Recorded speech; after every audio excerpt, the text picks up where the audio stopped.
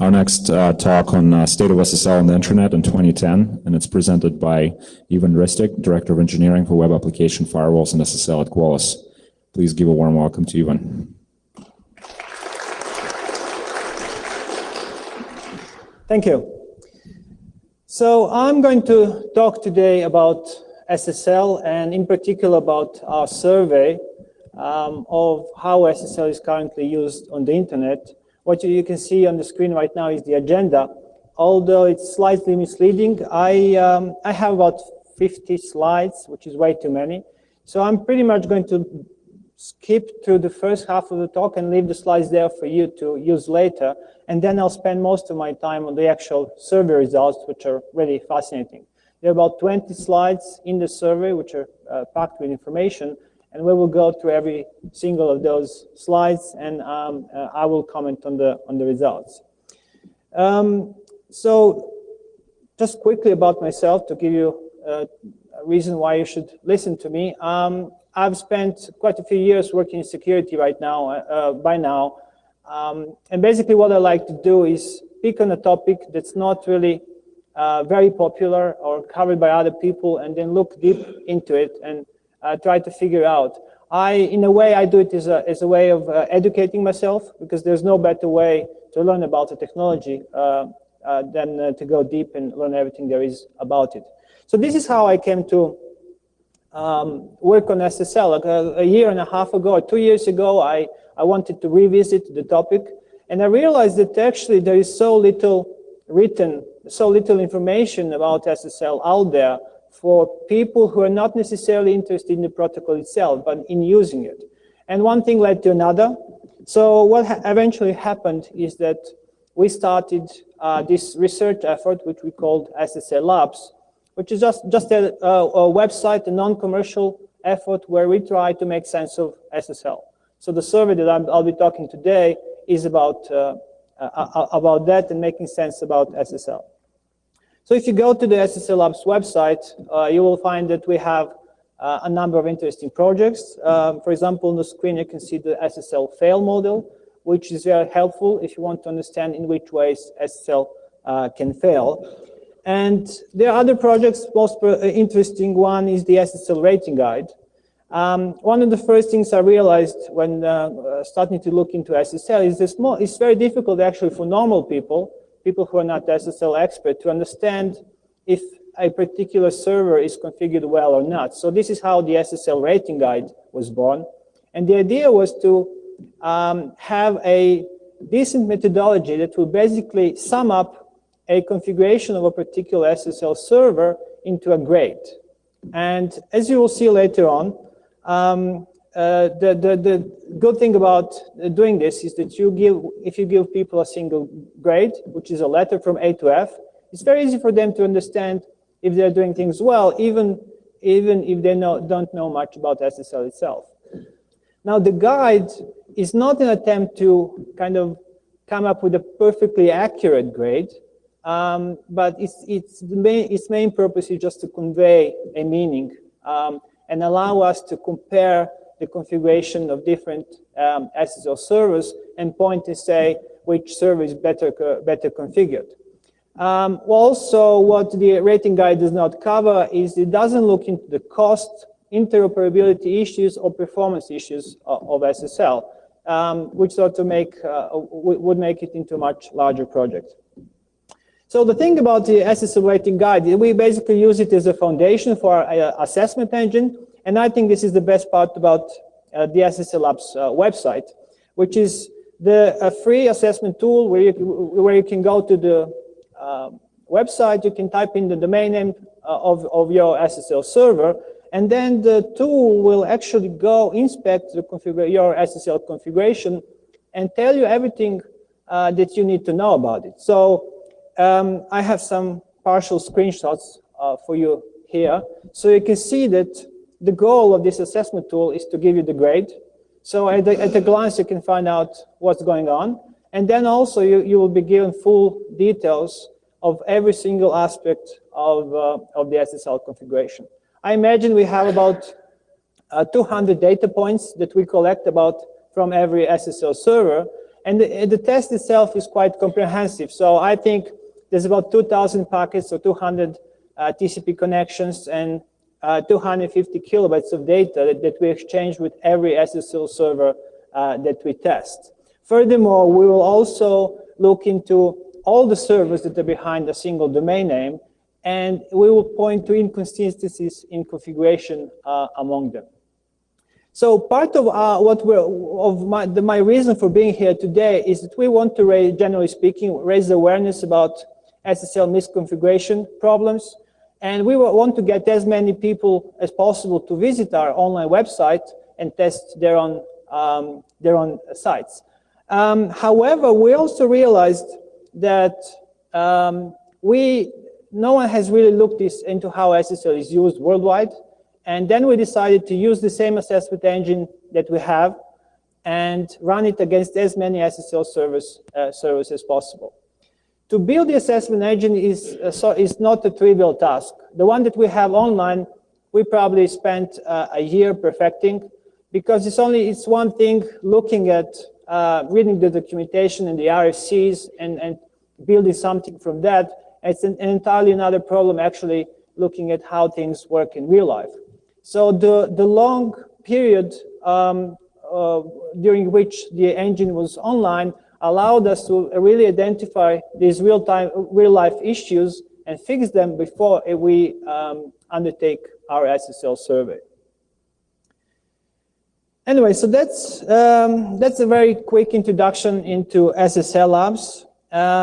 The next section of my presentation is about finding the SSL service to inspect. Of course, the challenge is how do you find this service, because there isn't a single registry of service on the internet. And there were various ways in which you can go about doing this. You can, for example, scan large batches of IPv4 address space. You can crawl the internet. You can build a search engine so you can catch all the links that are out there. You can use domain name registrations and then look at each individual domain name and see if it supports SSL, and so on and so forth. Another approach, for example, is to use a browser toolbar, which will basically catch and see where users are browsing. Generally speaking, neither of these approaches is perfect, and it's probably best to combine all of them in order to get the best possible coverage. Generally speaking, it may not be ever possible to build a complete list of all SSL servers on the internet, because there's sometimes a way to, the mapping is not always one-to-one. For example, a single SSL server, even today when virtual SSL hosting is not possible, can actually serve multiple sites and multiple certificates. So in general, you can never really be sure that you're seeing everything. So for our survey, we decided to go with the domain name registrations simply because that was the quickest and most predictable way in which we could get to a large number of domain names and SSL servers. So what we basically did, we collected the complete lists of .com, .org, .net, .info, .biz, and US domain names, and we got a list about 120 million of those, which, because we know there's about slightly less than 200 million registered domain names worldwide, our coverage is about 57%. And I think we got most, if not almost all, top-level domain names, but in the survey we didn't use any of the country-specific top-level names. Also, as an additional data set, we looked at the top 1 million most popular websites, which is a list that is combined and published by Alexa Internet. This other list will give us a much smaller number of SSL servers. However, in a sense, that list is more meaningful because these are sites that people are actually visiting. And because our data set was 120 million, and because our assessment engine takes a long time to assess a server, what we did in the survey, we had a very lightweight first pass. And in that first pass, we wanted to just identify those servers and domain names that are active and that are running SSL. So this section of the talk is actually a sort of a survey within the survey, which will give you some idea of how many domain names there are and how they're used.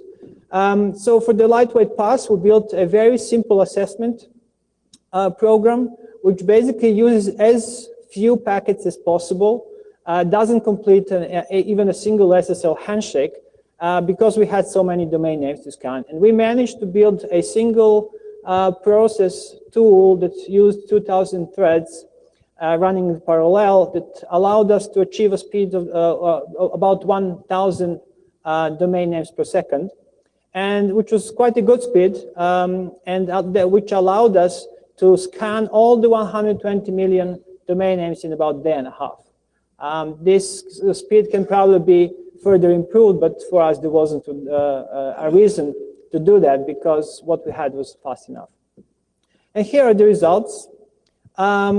Basically, almost 1/4 of all domain names didn't even respond, either because there was a problem with the DNS or because there was no server listening on either port 80 or port 443.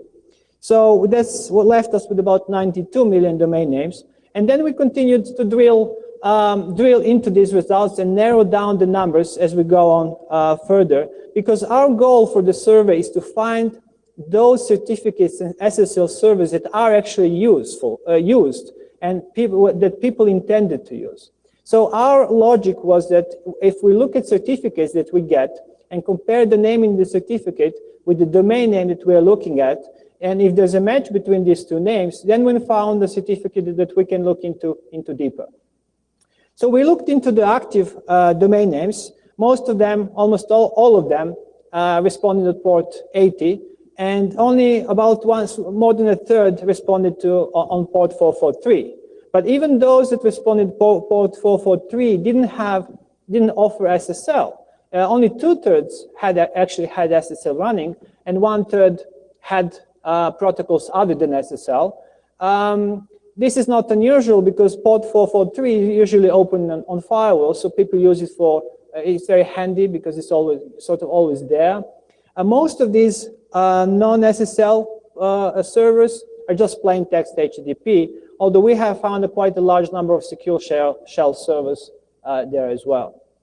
Anyway, drilling down into the 22 million SSL servers, we just then extracted all the certificate names and then compared the names. And then we found that there's about 720,000 certificates where the names matched. And this is the data sample that's actually very useful to us and that we wanted to keep and use in the second phase of our study.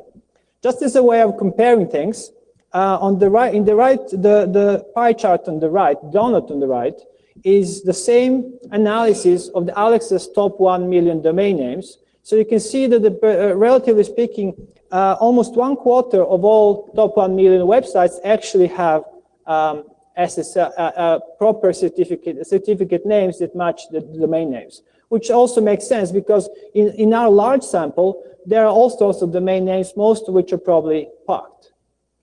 So the survey so far tells us a lot about the state of web hosting and virtual web hosting on the internet. If you look at the numbers, we're looking at 120 million domain names, but they're all represented by only 5 million IP addresses, which on average means that one IP address will host about 20 websites. And if you look only at those sites that support SSL, it's about 1 in 10. There's about 10 SSL sites behind the domain name. So this discrepancy and the large difference in numbers points to two burning problems with SSL. And one is the virtual SSL hosting is not possible. Virtual hosting is possible, and you can put as many websites on a single IP address. And this feature is what caused the explosion of popularity of the web. And it's very unfortunate we don't have the same feature for SSL. So today, to deploy a secure website, you actually have to have your own IP address and set up everything manually and do everything else that goes with that. More importantly, we are lacking a technical feature today to specify for a domain name if it supports SSL at all. And more importantly, we don't have a way for a website to say that it wants to support only SSL. Because right now, even if you have sites that want to support 100% SSL, there's nothing preventing browsers from trying to open a plain text connection to it. And in some cases, even that is enough for the secure connection to be compromised. So we need to look into how, there's already a feature for this, for this DNS server records, which are used for some protocols, but not currently for HTTP. Anyway, we're moving on. With some, so in the previous step, we had like 700,000 domain names. We looked at the 100 servers from the Alexa's top 1 million domain names. And we actually extracted quite a few domain names from certificates themselves. And by combining all this information, we basically arrived at about 860,000 known SSL servers that we wanted to look into. Because we know that there's about anywhere from between 1 million to 2 million commercial SSL certificates in the world. These are numbers, for example, given by Netcraft, who's been following the SSL market for a long time. The number of servers that we're looking at in this survey is from 25 to 50% of all valid SSL certificates on the internet. It's worth saying that the data set is probably very biased because we looked mostly at the top level domain names and not on the country specific ones. So as you may know, certificates will sometimes say contain information about the organizations that own them. And so we extracted that information from where it was available. And you can see the table, the chart there. For most certificates, we didn't know. The origin was unknown. But you can see that about more than 200,000 were US-based, and then followed by some from Japan, Great Britain, Denmark, and so on and so forth. Anyway, which sort of brings me to the main feature of the presentation, which is the results of the SSL survey itself. So what happened is that in the second phase of our survey, we actually needed more processing power. So in the end, we ended up using 3 servers, with 2 of them performing assessments in parallel, each server contributing about 2 to 3 assessments per second. And assessment would actually take quite a long time. We calculated the median value to be about 65 seconds. The network latency is what impacted assessment speed. So if a server is particularly close, we could complete the assessment in a couple of seconds. But for a server that's very far away, it may take even thousands of seconds. Anyway, what this proved is that, however, the resources that we used were pretty modest. And there was about 1 terabyte of the traffic that we used. All these 3 servers were virtual and quite modest when it comes to performance.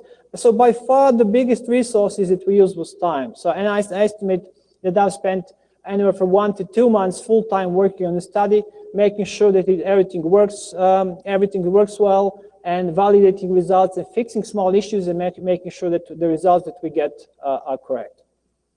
So without further ado, let's move on. So if you recall, we had about 860,000 certificates. So in the first step, we wanted to look as to how many certificates we trusted. So trust is a somewhat subjective term. In our study, we used the trust base of Firefox 3.6, which means that Firefox will trust a certain number of root certificates which it has in the trust base. And the results here should be reasonably accurate and comparable to what you would get browsing using Firefox, although we did use slightly different technologies, so there may be some variations. And that's one thing else also that we discovered is with SSL, interoperability is still a problem, as I'll mention in a moment or two. So by far, we trusted about 70% of all certificates that we had in the database. But there's also a small group of suspicious. What we discovered is the interoperability problem.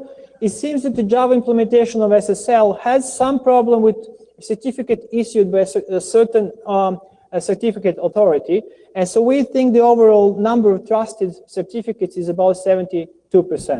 For this test, I also did an independent analysis using OpenSSL, and we arrived to pretty much the same number. So it's about 72% of trusted certificates. If we look at the causes and why we couldn't trust certain certificates, by far the biggest problem was expired certificates. Either certificates that someone forgot to renew or those that were abandoned. The second was quite a large number of self-signed certificates, 96,000 of those, who are really not fit for public consumption, although they may be perfectly fine for those who know what these servers contain. And then the next is a similar problem, which is unknown certificate authorities. And this would be the case of people creating their own internal, perhaps, certificate authorities, which they would then use to sign certificates. And generally speaking, this group also is not fit for public consumption. There were about 20,000 certificates where we had interoperability issues, which we verified, and it's transpired that sometimes there will be sites that work with OpenSSL, but will not work with the Java SSL, but will maybe not work also with the Firefox SSL. So there are these issues that we will want to dig deeper in the future. There was a very small number of revoked certificates, only about 1,000, and there was a surprisingly large number of certificates whose subjects were malformed because they contained multiple common names. And I suspect these certificates were not issued by certificate authorities who would probably catch these problems. So these were probably self-signed too. Looking into expiry dates and validity of certificates, you can see that most certificates are valid for a period of 1 year, and then you can see spikes at 2, 3, 4, and 5-year ranges. And looking just at the expired certificate, by far the largest number of these have expired relatively recently, and so within a month or two, and then the number will go down rapidly, and it will just, you can still see that after 2 or 3, and even 4 years, there's a significant number of certificates that are still expired. And also looking at various problems, most certificates had only one problem, which is that they expired. But there's a number, about 38% had some other problem too. And perhaps they were self-signed or issued by now known certificate authority and so on. Then we looked into the unknown issuers. And these were issuers that we couldn't trust because we couldn't find them in our trust base. And we realized that the great majority of these, there were about 43,000, we saw only once or twice, which means that someone generated a CA, and used it internally, and it's not a proper CA. There were only 22 certificate authorities that we saw more than 100 times, and I manually inspected every single one of them just to ensure. Of that list, I found 4 legitimate authorities, but they, CAs, for example, First Server Encryption Services is apparently a subsidiary of Yahoo in Japan, but it's not trusted by Firefox, and it's not trusted by other major browsers too. CA Cert is a certificate authority that is also not trusted, although they make an attempt to issue certificates and they have a long-term goal to be trusted. But you can see that they have quite a few certificates too. And there are 2 legitimate certificate authorities that are not trusted by Firefox, although they are trusted by other major browsers. And for what I could figure, they're not trusted only because they haven't completed the procedure where they would include their certificate into Firefox. Anyway, the point of this exercise is to make sure that we really trust only those certificates that we're supposed to trust, and that we're not missing a large number because of some internal problems. And then we looked into trusted issuers in the chain, the certificate chains. So normally, the way it works, you have each browser or SSL client will have a trust base. For example, Firefox has at the moment 155 of these. And those trust anchors will either sign web server certificates directly, or they will sign them to an intermediate certificate authorities. And the chain of trust can be of any size. But what we found is that, and the minimum size is 2. So in the table in the right lower corner, you can see the number of certificates that had a chain of particular length. So you can see that most certificates actually have the chain length of 2 and 3. And currently the chain length of 3 is recommended. That's generally because if you have a trusted anchor, the root certificate, you want to put it offline. You don't want to use it all the time to basically sign web certificates. So what you do, you generate an intermediate one, and then put that one online, so that can be used all the time.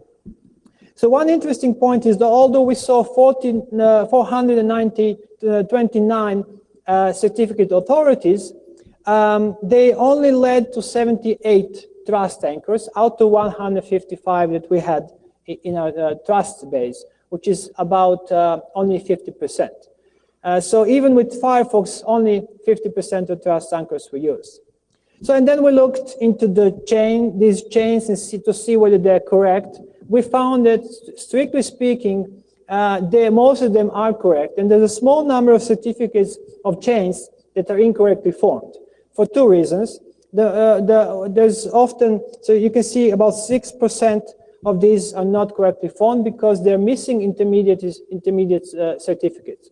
So when you have a chain of trust, what you're supposed to do, you're supposed to include your web server certificate, but also include all the intermediate certificates, but not the final certificate, the trust anchor. So what we also found so some chains will be incomplete, and also in some cases the chains will be in incorrect order. The issue with this is not all SSL clients will know how to handle incomplete chains or chains that have incomplete orders. So these sites that do not have this implemented correctly can experience apparently intermittent problems with the SSL access that will be very, very difficult to troubleshoot. But there was one really unusual thing that we discovered, is that 43% of all sites actually send more certificates than they need to send. And those extra certificates will actually create a potential performance issue in bandwidth for them. So if we look into them, we can see a certificate is usually about 1 kilobyte long.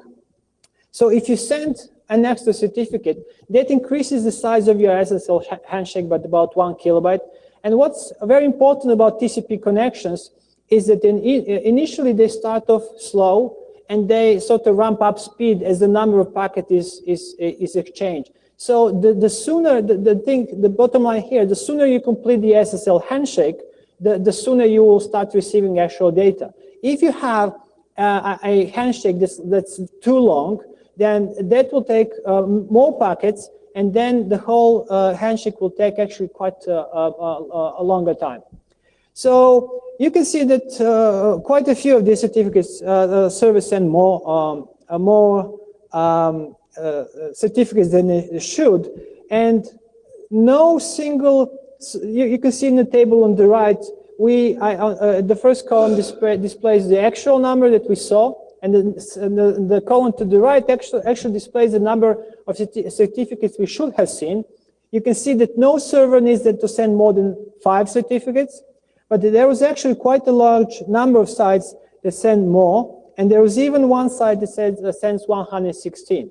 So this one site probably had a SSL handshake alone on 120 kilobytes of data, which is a tremendous number, which will slow down the handshake quite a bit. And this is just a matter of misconfiguration. It's something that can be relatively quickly, and just someone that needs to do that. Now, the reason I looked into this problem, and the reason why so many sites actually send more certificates than needed, is because those are the instructions that they get from their certificate authorities. So I had a certificate that I used for some of my websites, and I saw that I had my site suffered for this problem, because I just took the chain that was given to me by the CA and installed it in the server without really realizing that there's one certificate too many. Anyway, this is not going to be a problem for most sites, but for those sites who want to really squeeze every single bit of performance, they really need to look into this. The other thing they need to look at is session resumption. I have good news here, which is the majority of websites that actually implement session resumption well, and only about 10% don't, either because they have this feature disabled, or for some other reason they advertise the feature but they don't actually use it. And this is a problem because if you don't have session resumption enabled, then you have to establish a full SSL handshake for every single connection to your SSL server, and which basically takes a long time and will significantly slow down the performance of your website, and it will worsen the experience, the user experience. And I'm going to back to trust anchors, and now we're going to look into which trust anchors are actually used. I figure this is a slide that most people here will be interested in. Now, it's important to make a distinction. This is not market share.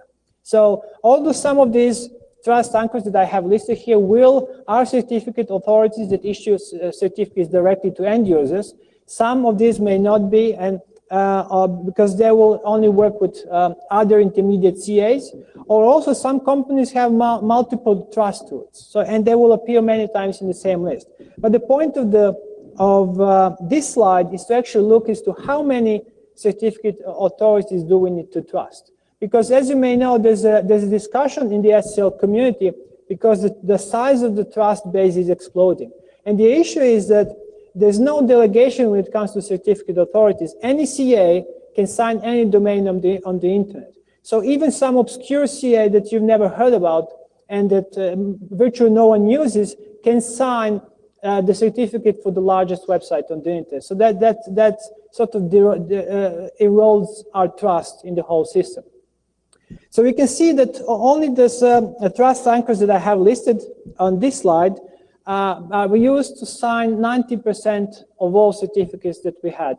So just as a reminder, this study is about 600,000 certificates that we trusted. So after we identified those that we could trust, we continue to study only with that sample because we know those were valid and we know those results will be meaningful. So this is the interesting issue. If we have 429 issuers, but we only saw 78 trust anchors, there's a relationship, and we can now build a tree and figure out which trust anchors actually have delegated authority to generate certificates. And you can see here the graph, and you can see that by far the largest number of issuers come from one trust anchor, which is owned by Deutsche Telekom. And we have seen 169 different certificate authorities leading back to just one, to their trust anchor.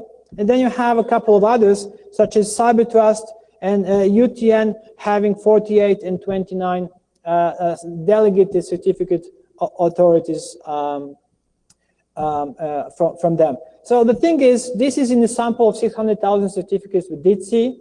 And I'm guessing that Deutsche Telekom will have a far larger number of these certificate authorities, but they're probably very rarely used, and you're only going to see them once in a while. And the question is that often on many people, many of those who deal with SSL is how many trust anchors do we need?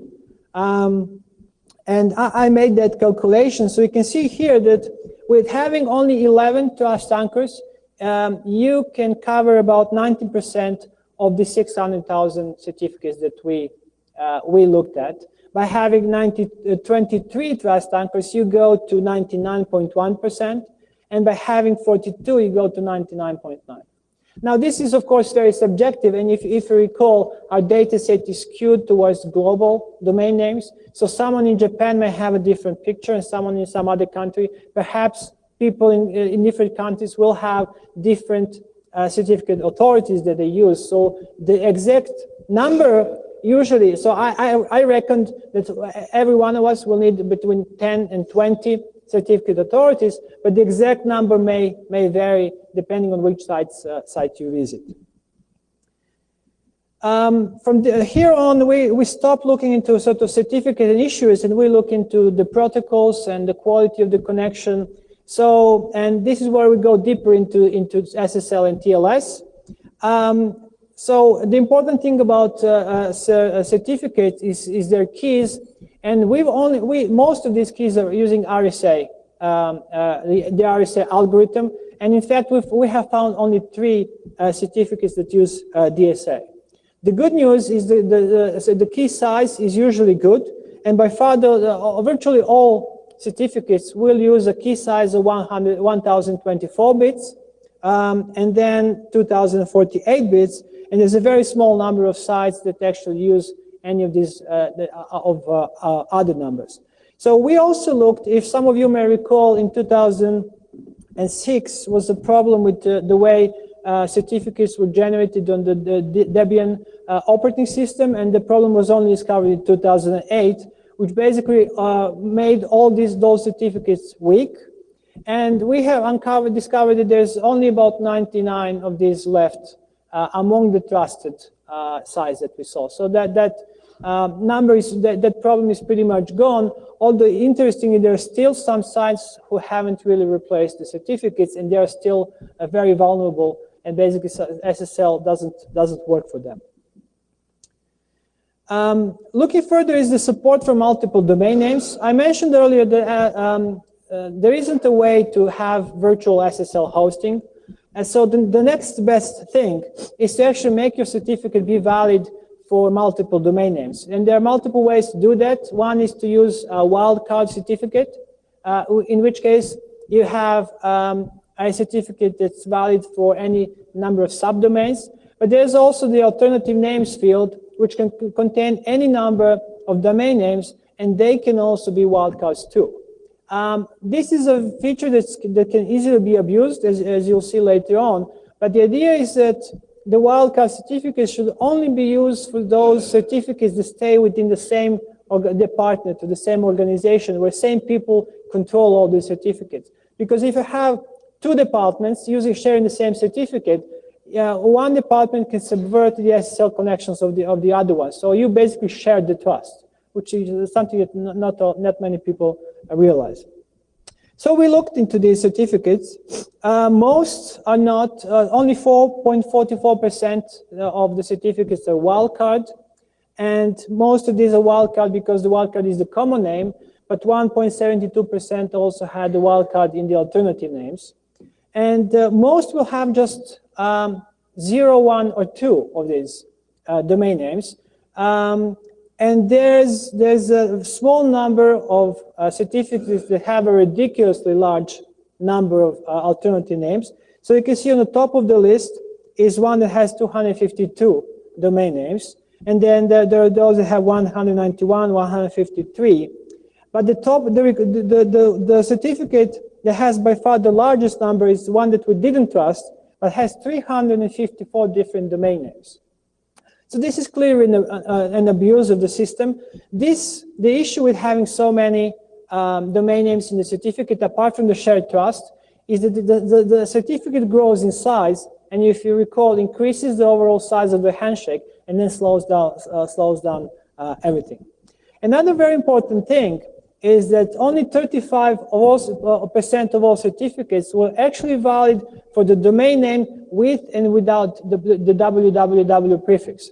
And this is very important because usually we as technical people will like to say, okay, the domain name is www.example.com. However, in real life, what you get is people just typing these domain names sometimes with, sometimes without. So if you don't have a certificate that supports both variants, then your users sometimes get confused. So it's a shame that only 1/3, well, slightly over 1/3 of certificates actually support this. So if you're basically, my advice in this area would be, if you're purchasing a certificate, just go to a certificate authority that will automatically make the certificate valid for both of these. On this slide, I have a bit of bad news, and this is by far the most disappointing finding of the survey, which is that more than 1/2 of all servers still support SSL2. And it's really saddening because we've known that SSL2 is insecure for about 14 years now. And you should think that 14 years is enough for people to realize that they shouldn't really be running SSL2. And actually, the number is higher. It's actually 65%, because we also looked into, even if you have SSL2 enabled, do you support any of the SSL2 cipher suites? Because if you don't support any of the cipher suites, the SSL2 connection cannot be made. So there's about 12% of servers that have SSL2 enabled, although they do not have any of the cipher suites enabled. The good news is, relatively good news, is that most servers will support SSL3 and TLS1, which are reasonably secure. Another bad news is that virtually no servers support TLS 1.1 or TLS 1.2. TLS 1.1 is a 2006 protocol, so it's been 4 years now. TLS 1.2 is a 2-year-old protocol. And there are good reasons why we have these protocols, because they correct certain problems with TLS1. In particular, TLS 1.2 is actually designed to solve the problem of the SHA hashing function being not being terribly secure, and basically needs to be phased out after 2010. And the best way to do this is to deploy TLS 1.2. So what we have here is, you can see that the protocols that are supported will depend pretty much on the protocols that are implemented by the libraries used by various platforms. And for example, OpenSSL, which is by far the most popular library, does not support TLS 1.2, and we don't know when it will. So we have the case where the security of the overall system really relies on the features supported by OpenSSL. I should also mention that in determining whether servers support SSL2, we also looked at those who will maybe accept an SSL2 connection, but only use it to deliver a user-friendly error message and refuse to actually do anything. And we didn't, so those were not classified as supporting SSL2. They were classified as not supporting SSL2. Then we looked into which ciphers, key exchange, and hash functions are used. And you can see the triple DES and RC4, as old as they may be, they still rule, and they're supported basically by virtually all servers on the internet. And then only after, so 99% of all servers support the triple DES, 98% support RC4, and AES is only about on the third and the fourth place with about 68% popularity, which means that most of the internet is running on these older protocols, algorithms that are still secure. When it comes to key exchange, RSA is by far the most popular one, but we did see support for others as well. When it comes to hash functions, SHA is also very popular. And what is really worrying is we have seen almost no support for any of the SHA-2 family. And the SHA-1 family is essentially deprecated, and we really need to move on and stop supporting it in SSL servers. However, I doubt that will happen quickly, because from what we've seen so far. Cipher strength is the next aspect we looked into, and I have good news here, which is the most servers actually support strong ciphers, and most will support 128-bit encryption, and a large number will support 256. So if you look on the chart on the right, you can see that only 9 servers did not support 128-bit encryption. But 68 supported 256. And the pie chart on the left will tell you what's the best strength. And the best strength for the largest number of servers, 68%, is 256 bits, which is pretty good. And virtually everyone supports 128. So those are good news here. Mixed results when it comes to cipher suite support. Again, we have triple DES, and RC4 at the top of the list.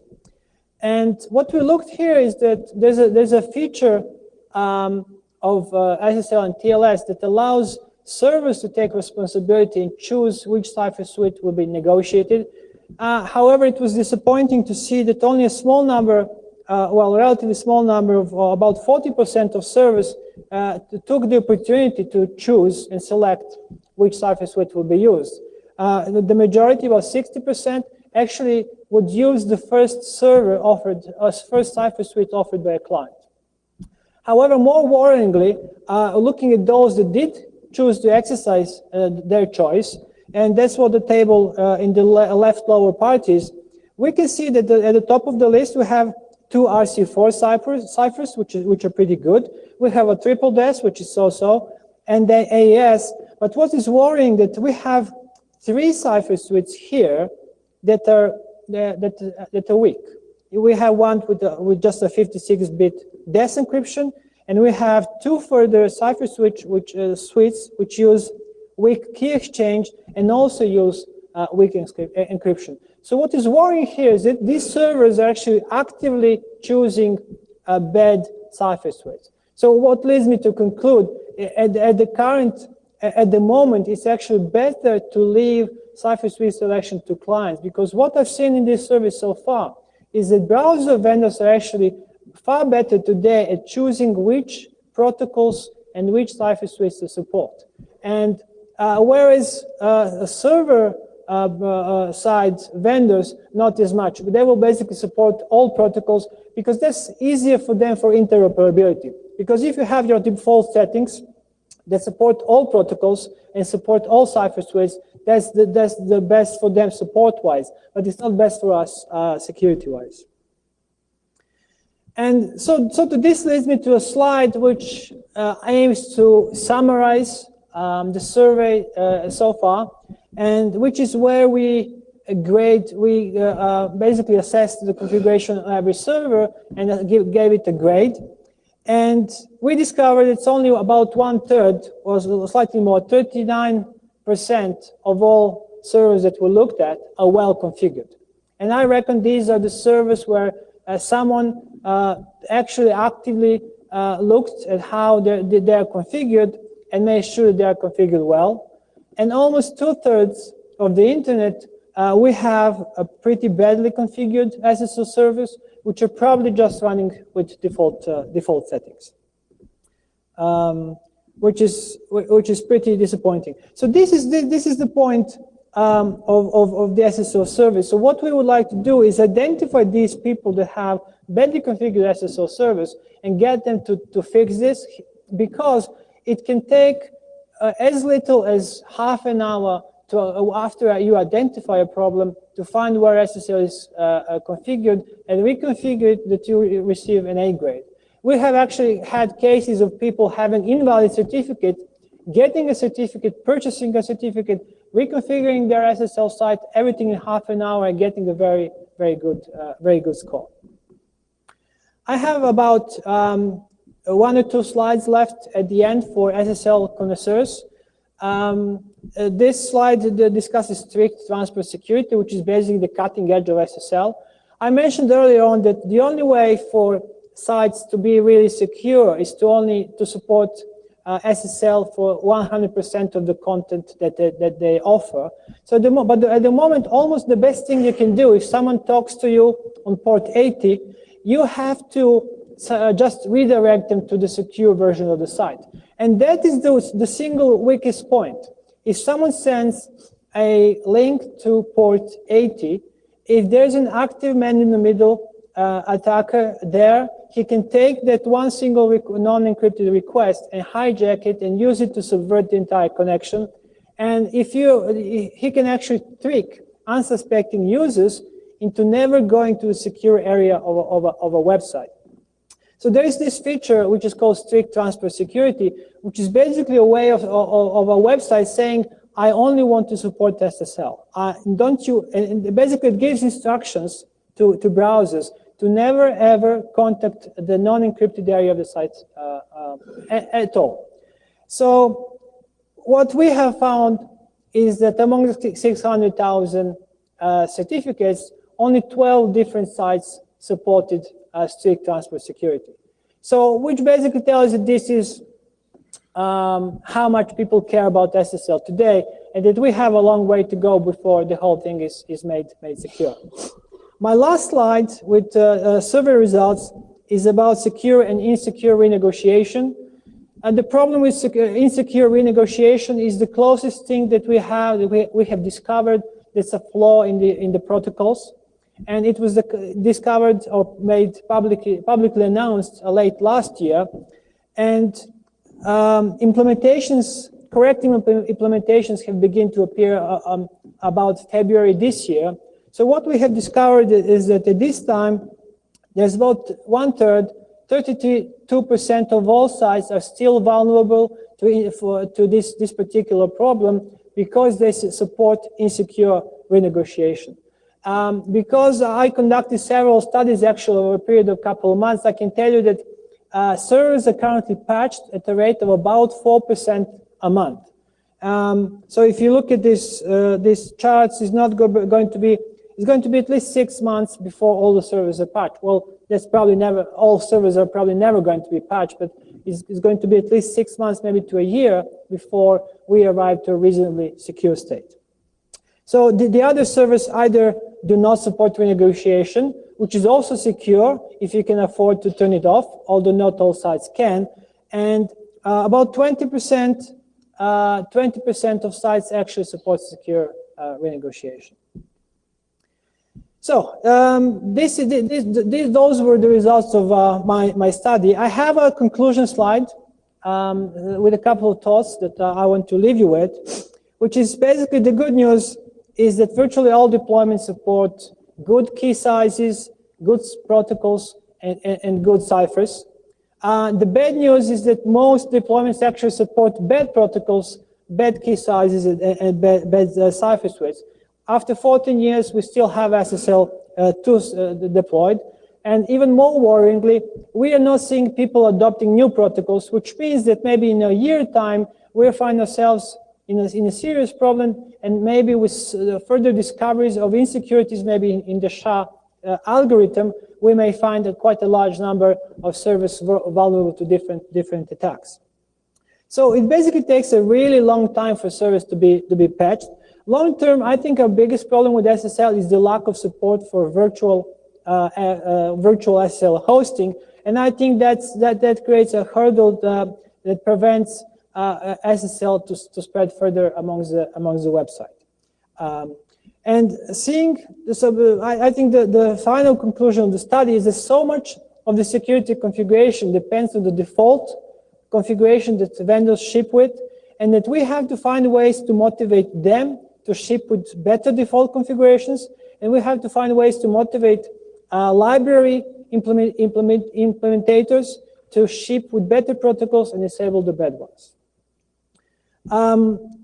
Anyway, to sum up, this is just the first step in our study. We've covered most of the stuff that we wanted to cover, but we would basically continue to conduct this study, I would say at least once a year, although don't hold me on that. And there are certain things that we want to improve in the future. There's one area at which we want to look deeper is to see how many sites will deploy partial SSL. And that is by far the most serious problem with SSL today. If you have a site that uses plain text, mixes plain text areas with SSL areas on the site, some sites even on the same page. Also the problem with insecure cookies. So for that part of the survey, we'll have to crawl all these websites, which we'll probably do on a much smaller scale, but that will take a long while. And the good news is that all this research data that we've gathered, we intend to share and make available to the research community. So if they want to run their own queries against our databases, they can actually do that, so they can draw their own conclusions. And that's about it for me today. If you have any questions, I have about 5 minutes to answer them.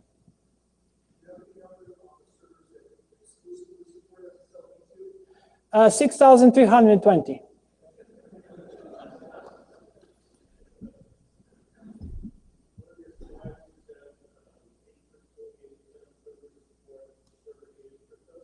Yes.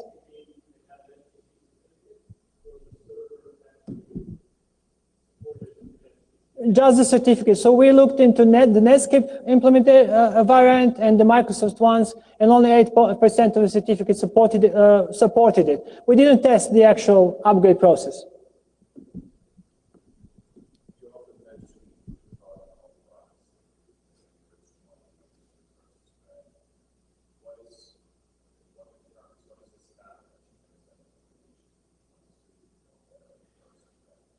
Well, the bad ones, so so bad protocols are those that contain. Yes, the question was about which protocols are good and which protocols are bad, and the bad ones that have known weaknesses, and that scientists have identified ways in which, very specific ways in they are weak and in which they can be subverted. So for these other protocols, they may be weak as well, but we don't know it yet. And that's basically the way with crypto protocols anyway. All protocols are eventually going to be found to be insecure. And so we just have to keep moving on and upgrading to better protocols.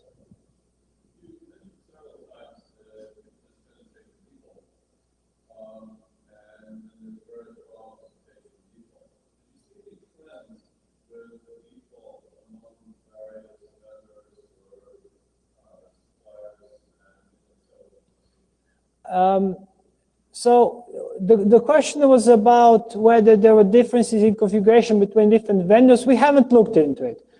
It's very difficult to reliably, it's a minefield, first of all. And second of all, it's very difficult to reliably identify which operating systems and which libraries and which servers are actually running, because they're all configured differently. So we have collected the identifying information for what we could, and we also intend to fingerprint each of the engines running, so we could have more reliable data. But I don't have anything at the moment that I would be happy to release.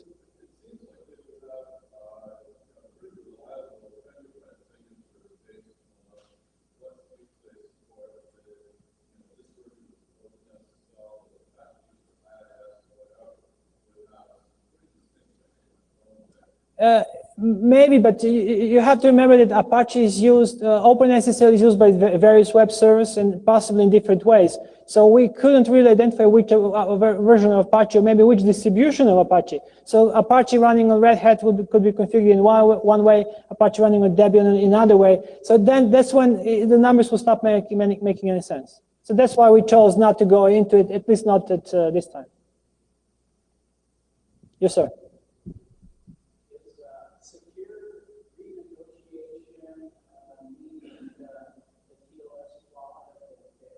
Yeah, the secure renegotiation means, yes, the TLS flaw has been fixed.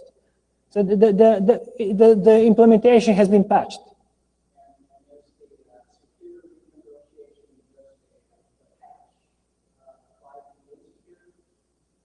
It's a patch. So you basically patch your operating system and then you deal with it. That's how you deal with it. Go ahead. OpenSSL has been patched for secure renegotiation. However, not all Linux distributions, for example, have used the patch. So to the best of my knowledge, on Debian, you still can't be secure. But I think you can on Red Hat Linux and so on and so forth.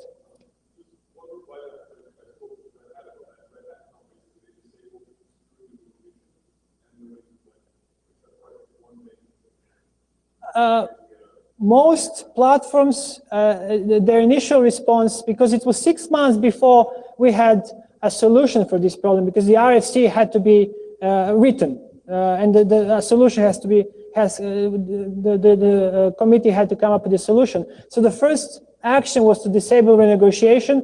However, there's a very small numbers of sites that actually rely on renegotiation. Usually, if they support varying degrees of security and authentication within the same site, if they support client certificates, they do need renegotiation. So for them, there is no other way.